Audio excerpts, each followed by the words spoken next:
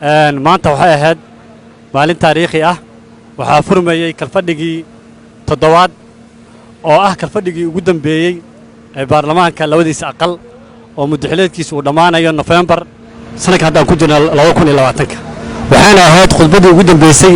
ee madaxweynaha jamhuuriyadda federaalka Soomaaliya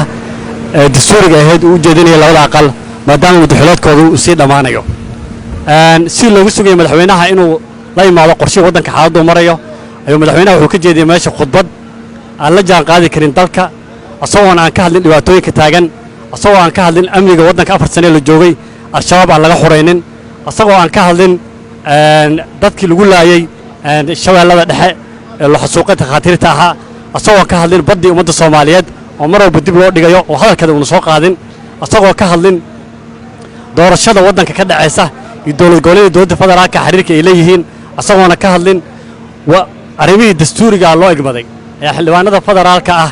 aqlabiyadooda meesha jooga wax yar mooyaan intooda badneed arrintaasi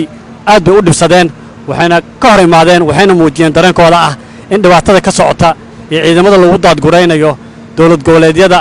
lagu xasuuqay dadka sala socotaan madaxweynaha jamhuuriyadda federaalka Soomaaliya wuxuu ku xasuuqay shacabka Soomaaliyeed magaalada Baydhabo wuxuu ku xasuuqay magaalada Dhuusamareeb wuxuu ku xasuuqay magaalada Badal ayuu ku xasuuqay ciidamada shisheeye ee ciidamada dowladda federaalka siyaasad uu isticmaalay waxaas oo dhan oo taagan oo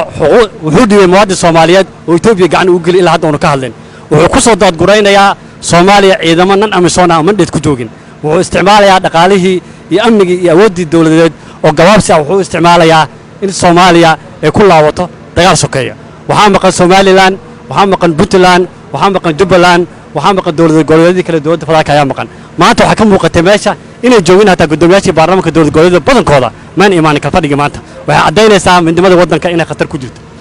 iyadoo saas ay tahay madaxweynaha wuxuu meesha kaga dhawaaqay in dastuurka Soomaaliya la jabiyo oo ah macnaheedu in la bedelo qodobka 72 dastuuriga in la jabiyo asagoo 89 awoodiisa sababtoo ah wuxuu ku dhawaaqay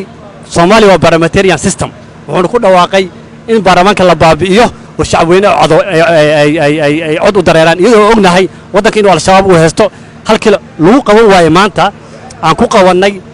kalfadhiga labada aqal xarunta Villa Hargeysa iskool booliis waxa lagu qaban waayay amni darro liajligeed lagu qaban waayay laga cabsaday inuu wiil lagu soo garaaco ayaa waxa uu leeyahay oo xalay saxda dhexna loo soo diray SMS la leeyahay waa la baajiyay iskool booliis in lagu qabto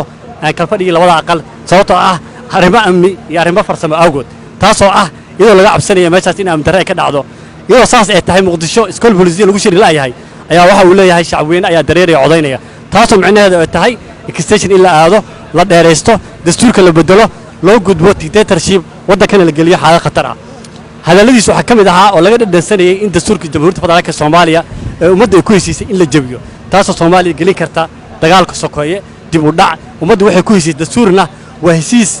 bulsho lama bedeli karo bulshadii ku heshiisay ayaa soo imaan karta oo bedeli karta arrintaas uu ku dhiirigelinaya ummadana waxa weeye arrin ah khatarteeda leh khatar gelinaysa wadajirka ummadda Soomaaliyeed khatar gelinaysa badqabka ummadda Soomaaliyeed khatar gelinaysa jiritaanka ummadda Soomaaliyeed waxaan noo haray waa 4 bilood 4 bilood waa in doorasho la aadaa waxaan leenahay noo dheeraysi waxaan leenahay Soomaaliya waa inay soo imaataa ee doorasho aadaa wixii lagu qawaay 4 sanana 2 sano oo la dheeraystay laguma qabanay ummadda Soomaaliyeedna waxaan leenahay haddii nabad nolol wax qabatay haddii wax qabaninba waqtiga ayaa sheegayo waa mahadsantii